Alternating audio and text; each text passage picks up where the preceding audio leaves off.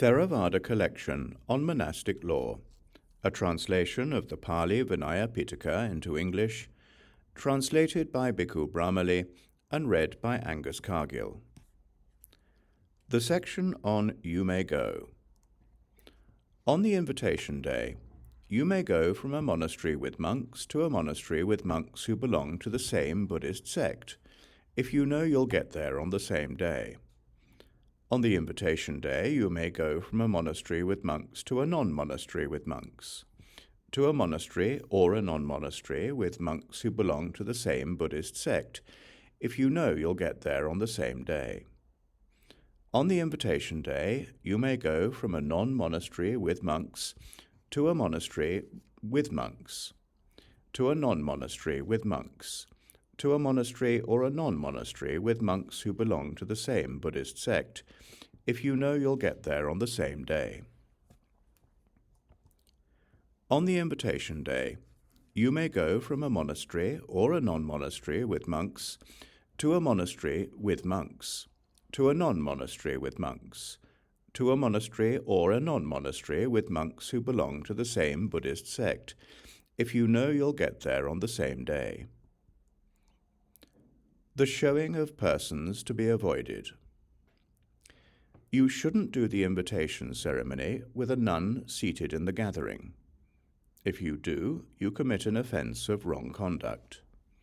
You shouldn't do the invitation ceremony with a trainee nun, a novice monk, a novice nun, one who has renounced the training, or one who has committed the worst kind of offence seated in the gathering.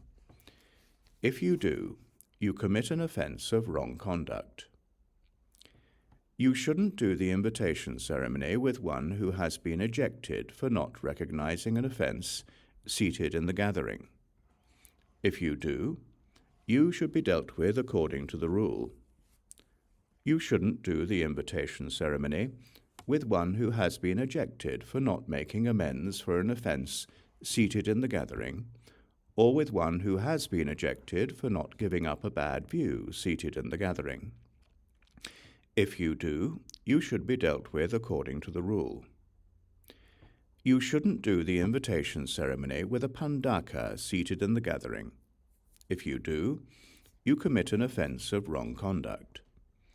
You shouldn't do the invitation ceremony with a fake monk, with one who has previously left to join the monastics of another religion, with an animal, with a matricide, with a patricide, with a murderer of a perfected one, with one who has raped a nun, with one has caused a schism in the Sangha, with one who has caused the Buddha to bleed, or with a hermaphrodite seated in the gathering. If you do, you commit an offence of wrong conduct. You shouldn't do the invitation ceremony with a passed-on invitation that has expired, except if the gathering is still seated together. You shouldn't do the invitation ceremony on a non-invitation day, except to unify the Sangha. The second section for recitation is finished. Invitation ceremonies by means of two statements. At one time, on the invitation day in a certain monastery in the Kosalan country, there was a threat from primitive tribes. The monks were unable to do the invitation ceremony by means of three statements. I allow you to do the invitation ceremony by means of two statements. The threat from primitive tribes increased. The monks were unable to do the invitation ceremony by means of two statements. I allow you to do the invitation ceremony by means of one statement. The threat from primitive tribes increased further. The monks were unable to do the invitation ceremony by means of one statement. I allow you to do the invitation ceremony in groups according to the year of seniority. On one occasion, on the invitation day in a certain monastery, most of the night had been spent with people making offerings. The monks considered this and thought, if the Sangha does the invitation ceremony by means of three statements, we won't finish before dawn. What should we do?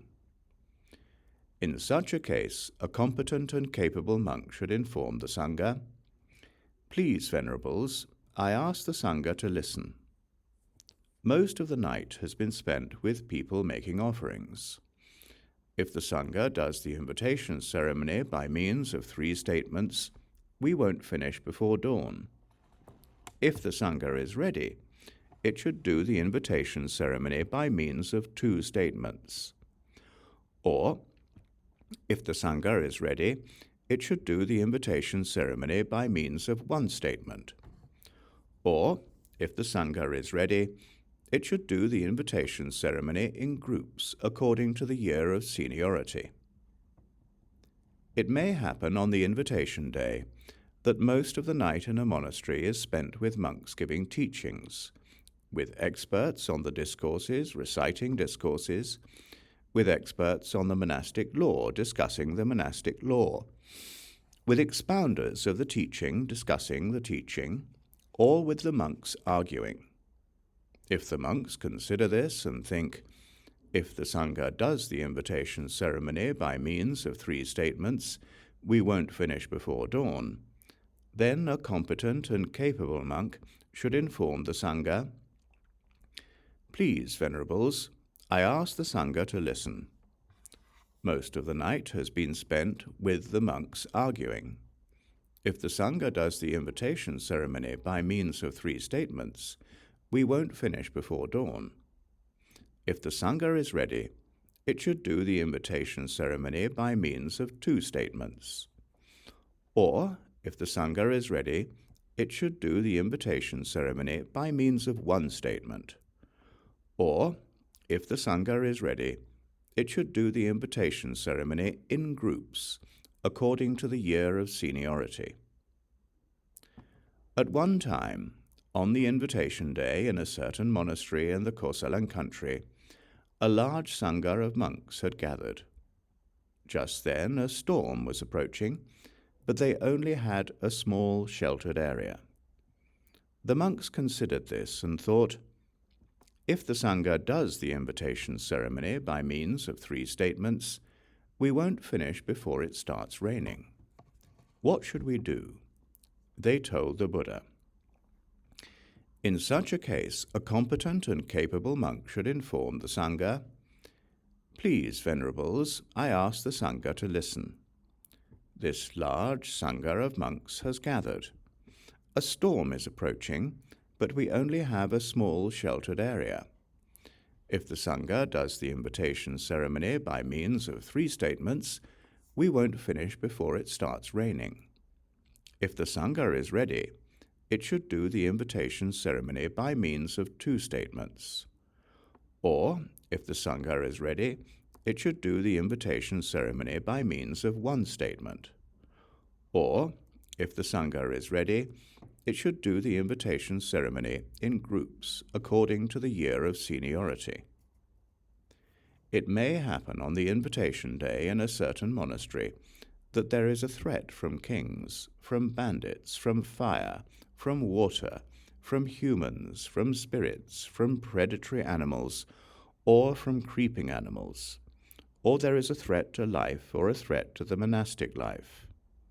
If the monks consider this and think, this is a threat to the monastic life, if the Sangha does the invitation ceremony by means of 3 statements, we won't finish before the threat manifests, then a competent and capable monk should inform the Sangha, "Please, Venerables, I ask the Sangha to listen. This is a threat to the monastic life. If the Sangha does the invitation ceremony by means of 3 statements, we won't finish before the threat manifests. If the Sangha is ready, it should do the invitation ceremony by means of 2 statements. Or, if the Sangha is ready, it should do the invitation ceremony by means of 1 statement. Or, if the Sangha is ready, it should do the invitation ceremony in groups according to the year of seniority."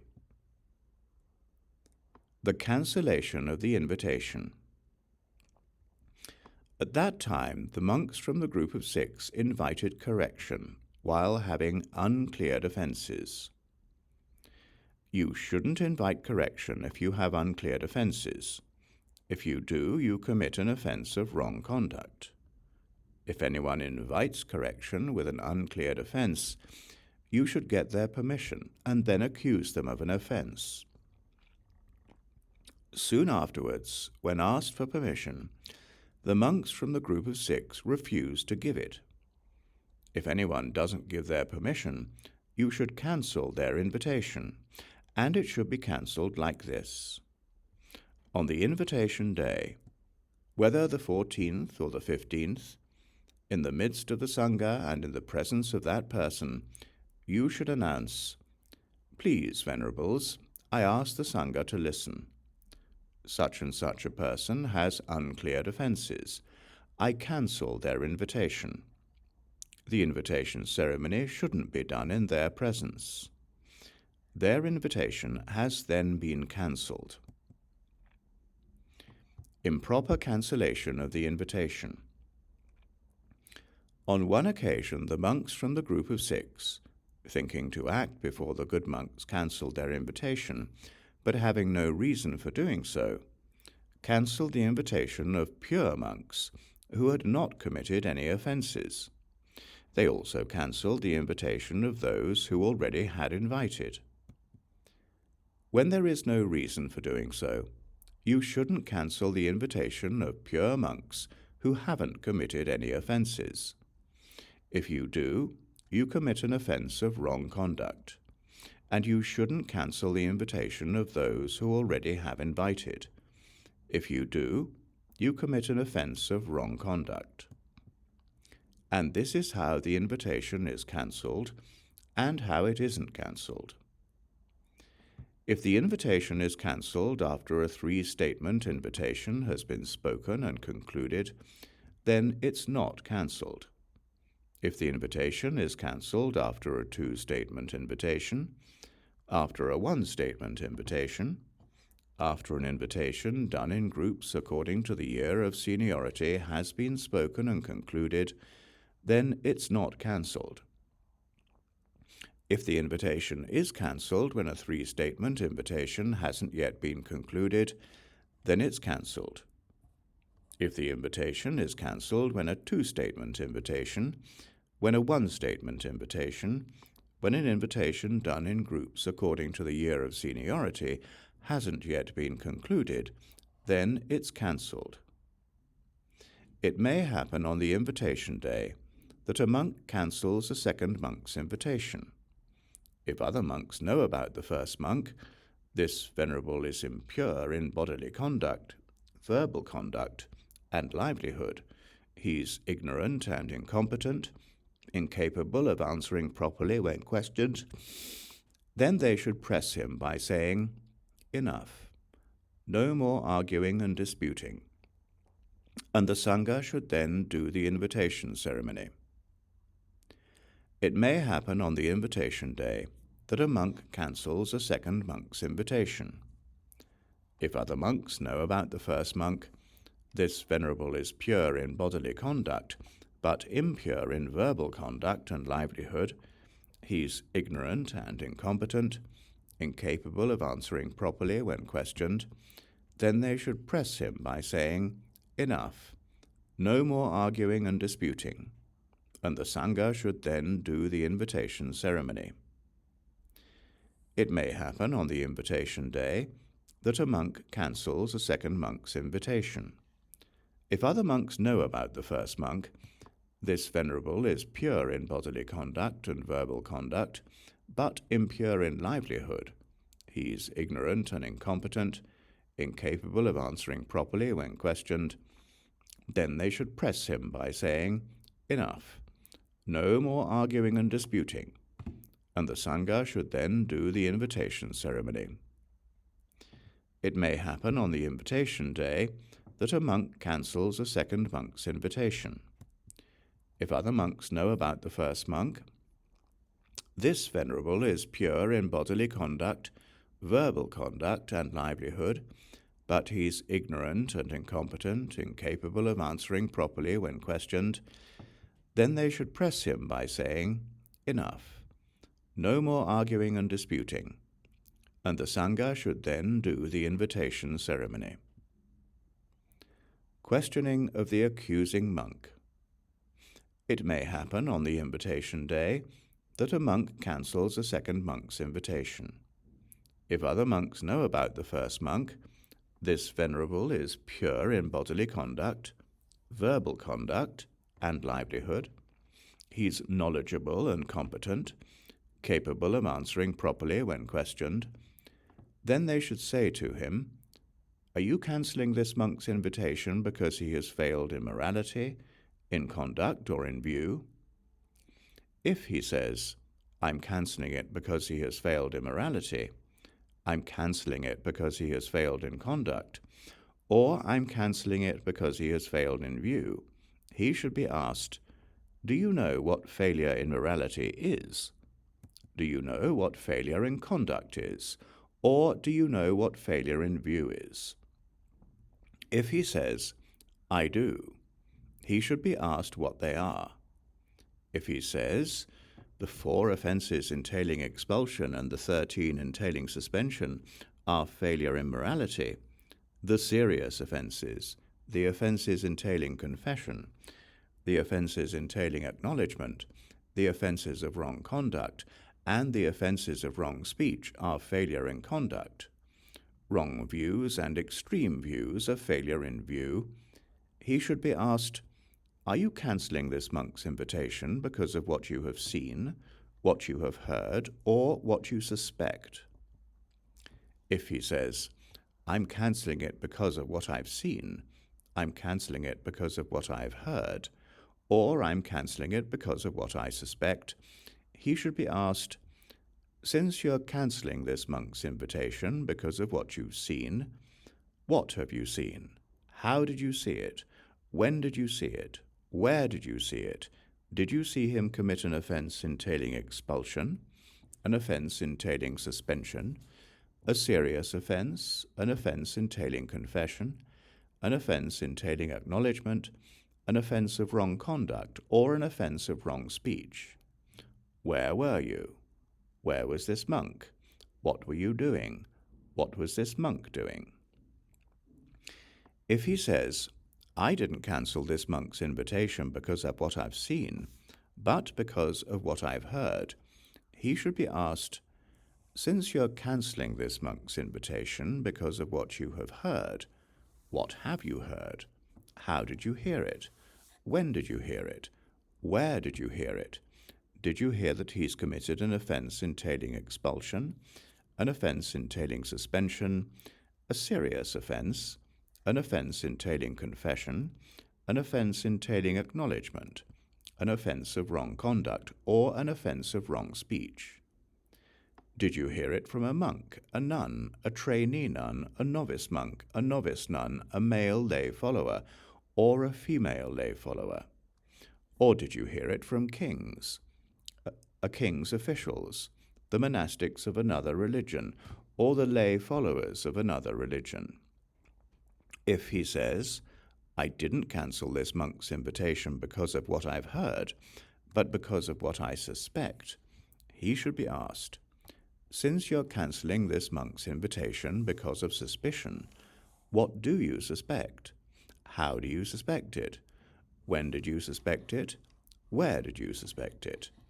Do you suspect that he's committed an offence entailing expulsion, an offence entailing suspension, a serious offence, an offence entailing confession, an offence entailing acknowledgement, an offence of wrong conduct, or an offence of wrong speech?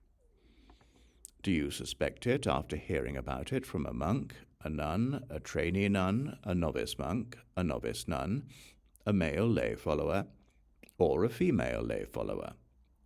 Or do you suspect it after hearing about it from kings, a king's officials, the monastics of another religion, or the lay followers of another religion?" He might say, "I didn't cancel this monk's invitation because of what I suspect. I don't know why I cancelled his invitation." If the accusing monk, when questioned, isn't able to satisfy his discerning fellow monastics, they should conclude, The accused monk is improperly accused. But if the accusing monk, when questioned, is able to satisfy his discerning fellow monastics, they should conclude, the accused monk is properly accused. If the accusing monk admits to a groundless charge of an offence entailing expulsion, he should be charged with an offence entailing suspension. The Sangha should then do the invitation ceremony. If the accusing monk admits to a groundless charge of an offence entailing suspension, he should be dealt with according to the rule. The Sangha should then do the invitation ceremony. If the accusing monk admits to a groundless charge of a serious offence, an offence entailing confession, an offence entailing acknowledgement, an offence of wrong conduct, or an offence of wrong speech, he should be dealt with according to the rule. The Sangha should then do the invitation ceremony.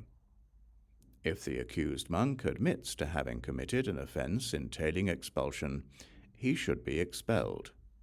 The Sangha should then do the invitation ceremony.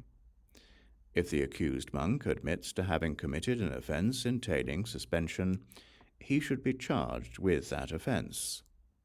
The Sangha should then do the invitation ceremony.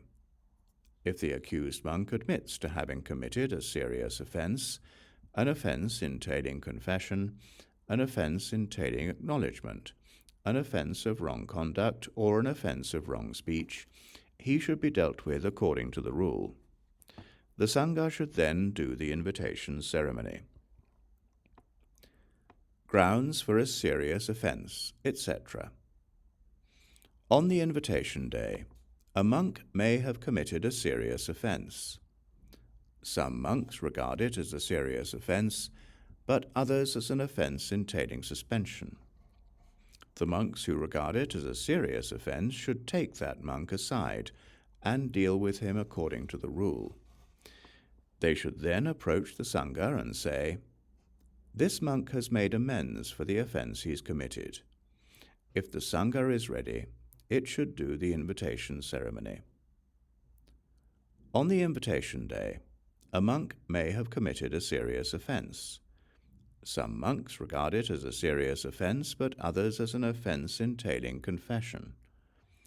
Some monks regard it as a serious offence, but others as an offence entailing acknowledgement.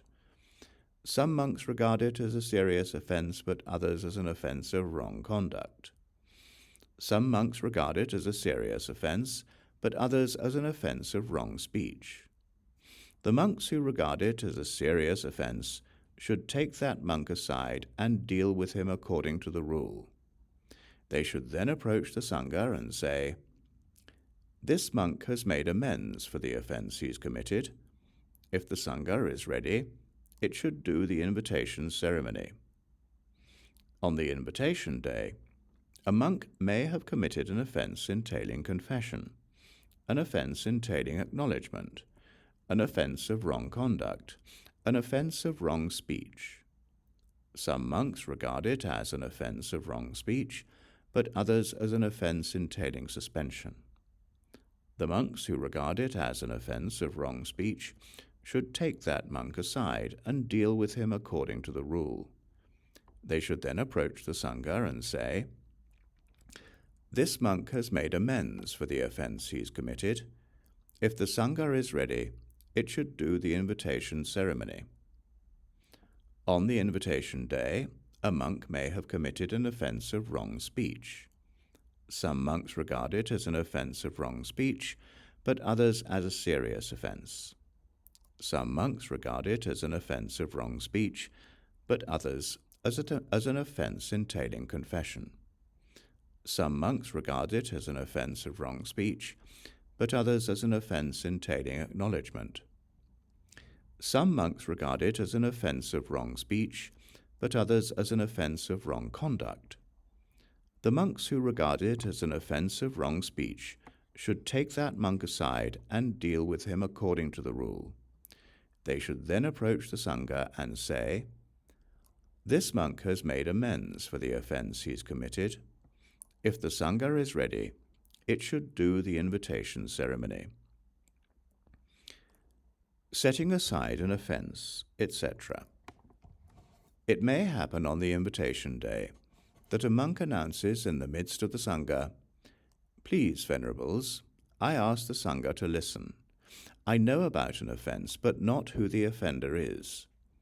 If the Sangha is ready, it should set aside the offence and then do the invitation ceremony.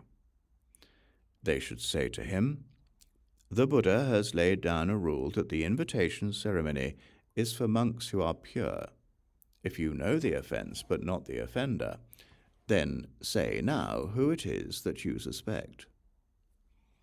It may happen on the invitation day that a monk announces in the midst of the Sangha, "Please, Venerables, I ask the Sangha to listen. I know of an offender but not what the offence is." If the Sangha is ready, it should do the invitation ceremony without the offender.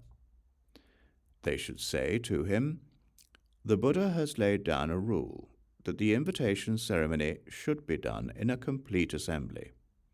If you know the offender but not the offence, then say now what it is that you suspect." It may happen on the invitation day that a monk announces in the midst of the Sangha, "Please, Venerables, I ask the Sangha to listen. I know of an offender and his offence." If the Sangha is ready, it should set aside the offence and then do the invitation ceremony without the offender. They should say to him, "The Buddha has laid down a rule that the invitation ceremony should be done in a complete assembly by monks who are pure. If you know an offender and his offence, then say now what they are." If the offence is known about before the invitation ceremony, but the offender only afterwards, the offender should be corrected. If the offender is known about before the invitation ceremony, but the offence only afterwards, the offender should be corrected. If both the offence and the offender are known about before the invitation ceremony, and someone reopens the case after the invitation ceremony has been done, he commits an offence entailing confession for the reopening. Creators of quarrels, etc. At one time, in a certain monastery in the Kosalan country, a number of monks who were friends had entered the rainy season residence together. Other monks who were quarrelsome, argumentative, and creators of legal issues in the Sangha had entered the rain's residence nearby. They said to one another, "At the invitation ceremony, when those monks have completed the rain's residence, we'll cancel their invitation." The monks who were friends heard about this and wondered what to do. They told the Buddha, "In such a case, I allow those monks to do 2 or 3 observance day ceremonies on the 14th day, with the aim of having their invitation ceremony before the other monks." If those quarrelsome and argumentative monks are on their way to the other monastery, the resident monk should gather quickly and do the invitation ceremony. When it has been done, they should say to the other monks, "Venerables, we have completed the invitation ceremony. Please do as you see fit." If those quarrelsome and argumentative monks arrive without prior notice, the resident monk should prepare seats and set out a footstool, a foot scraper, and water for washing the feet. They should then go out to meet those monks, receive their bowls and robes, and ask if they want water to drink. Then, having distracted them, they should go outside the monastery zone and do the invitation ceremony there. When it has been done, they should say to the other monks, "Venerables, we have completed the invitation ceremony. Please do as you see fit." If they're able to do this, it's good. If not, then a resident monk who is competent and capable should inform the resident monks, "Please, Venerables, I ask the resident monks to listen. If the Venerables are ready, we'll now do the observance day ceremony and recite the monastic code and will do the invitation ceremony during the next waning phase of the moon. If the quarrelsome and argumentative monks say, "Please do the invitation ceremony with us now," they should be told, "You have no authority over our invitation ceremony. We won't do the procedure for the time being." If the quarrelsome and argumentative monks stay on until the new moon, then a resident monk who is competent and capable should inform the resident monks, "Please, Venerables, I ask the resident monks to listen. If the Venerables are ready, we'll now do the observance day ceremony and recite the monastic code, and we'll do the invitation ceremony during the next waxing phase of the moon." If the quarrelsome and argumentative monks say, "Please do the invitation ceremony with us now," they should be told, "You have no authority over our invitation ceremony. We won't do the procedure for the time being." If the quarrelsome and argumentative monks stay on until the next full moon, then all the monks have no choice but to do the invitation ceremony on the day of Kaumudi, the fourth full moon of the rainy season. Invitation with the sick. If, while you're doing the invitation ceremony, a sick monk cancels the invitation of a healthy monk, you should tell him, "You're sick. The Buddha has said that a sick monk can't endure being questioned. Please wait until you're healthy. If you then wish, you may accuse him. If, in spite of this, he still accuses the other, he commits an offense entailing confession for disrespect. If, while you're doing the invitation ceremony, a healthy monk cancels the invitation of a sick monk, you should tell him, "This monk is sick. The Buddha has said that a sick monk can't endure being questioned. Please wait until he's healthy." If you then wish, you may accuse him. If, in spite of this, he still accuses the other, he commits an offense entailing confession for disrespect. If, while you're doing the invitation ceremony, a sick monk cancels the invitation of a sick monk, you should tell him, "You're both sick. The Buddha has said that a sick monk can't endure being questioned. Please wait until you're both healthy." If you then wish, you may accuse him. If, in spite of this, he still accuses the other, he commits an offense entailing confession for disrespect. If, while you're doing the invitation ceremony, a healthy monk cancels the invitation of a healthy monk, you should question and examine both, and deal with them according to the rule. The Sangha should then continue the invitation ceremony.